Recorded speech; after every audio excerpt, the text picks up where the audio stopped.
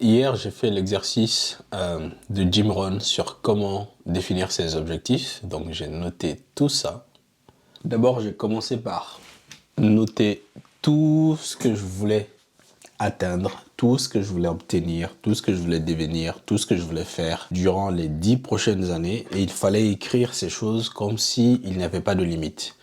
Donc, j'ai noté plein de choses. Travailler pour moi-même, aller voir le Machu Picchu, faire du kitesurf aux Bahamas, plein de choses. Investir X millions en bourse, plein de choses. Donc ça, c'était la première étape. Ensuite, il fallait organiser ses objectifs suivant l'horizon de temps dans lequel tu penses pouvoir les atteindre. Donc, on a des objectifs sur une année, sur 3 ans, sur 5 ans, sur 10 ans. En tout, j'ai noté 58 choses, 58 objectifs, et j'ai 28 qui sont sur l'horizon de 3 ans. Donc c'est l'horizon la plus remplie. Et sur l'horizon d'une année, j'ai seulement 10 objectifs. Mais 10 objectifs, ça fait déjà beaucoup. Ensuite, il fallait, parmi ces 10 objectifs sur une année, choisir les 4 les plus importantes. Et parmi les 4, qu'est-ce que j'ai choisi? J'ai choisi avoir une bonne forme physique et peser maximum 80 kg. Ça, je pense que je peux l'atteindre. Je suis déjà en bonne voie. Ça fait 31 jours que j'ai commencé. 32 jours aujourd'hui. Je crois que c'est 32 jours aujourd'hui que j'ai commencé à faire attention à ce que je mange, à faire du sport régulièrement. Et aujourd'hui, je viens de me peser, je pèse 92,40 et je pense que je perds du gras et je prends du muscle en même temps.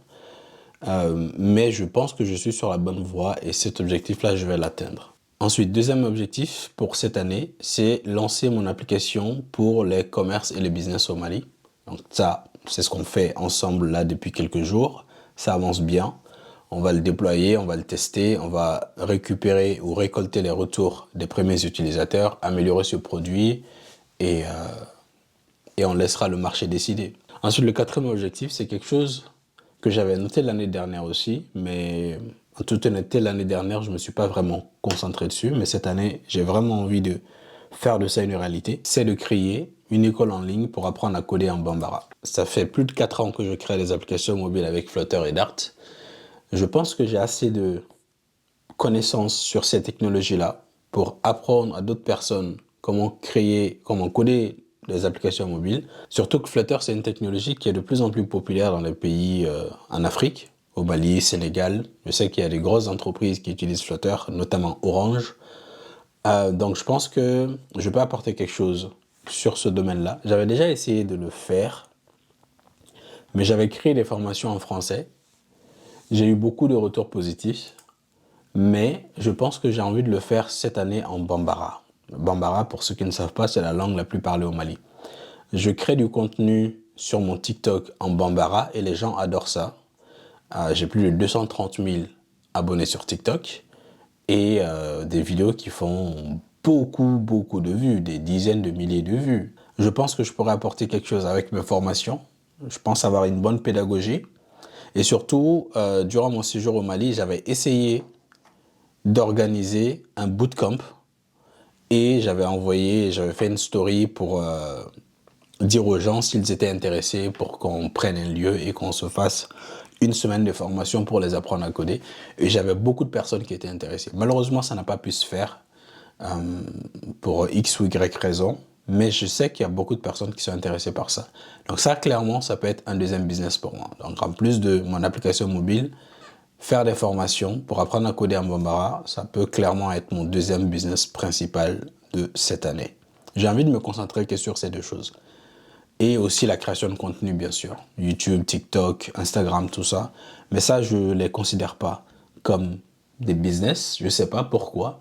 Je les considère surtout comme des canaux pour communiquer sur ce que je fais. Si ça se transforme en business, tant mieux. Mais je ne les ai pas notés comme objectifs. En tout cas, parmi les 4 objectifs les plus importants de cette année. Ensuite, l'objectif financier.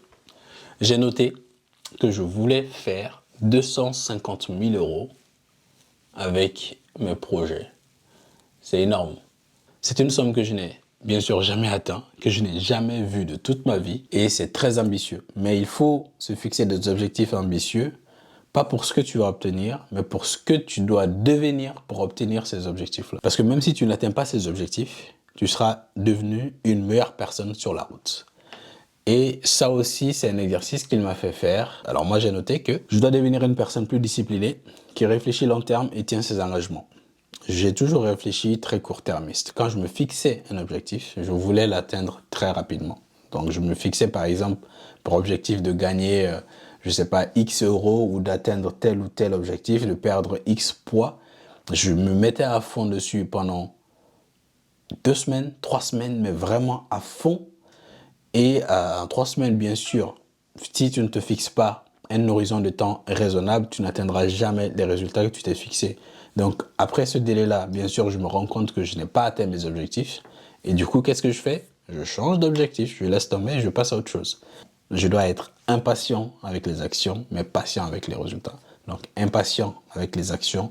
Donc, j'ai un objectif, je me mets à bosser dessus tout de suite. Pas dans 5 mois, pas dans 2 semaines. Je me mets à bosser dessus tout de suite. Mais je ne m'attends pas à avoir les résultats tout de suite. Il faut que je sois impatient dans mes actions et patient avec les résultats. Donc voilà ce qu'on va essayer d'atteindre cette année.